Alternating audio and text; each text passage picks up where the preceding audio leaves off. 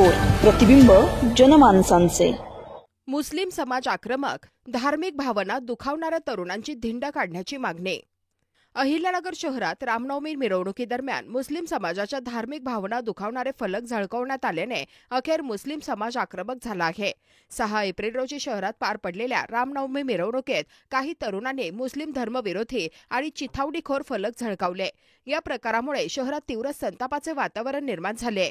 या घटनेनंतर आज 8 एप्रिल रोजी दुपारी सकल मुस्लिम समाजाच्या वतीने कोतवाली पोलीस ठाण्यात निवेदन देण्यात आले।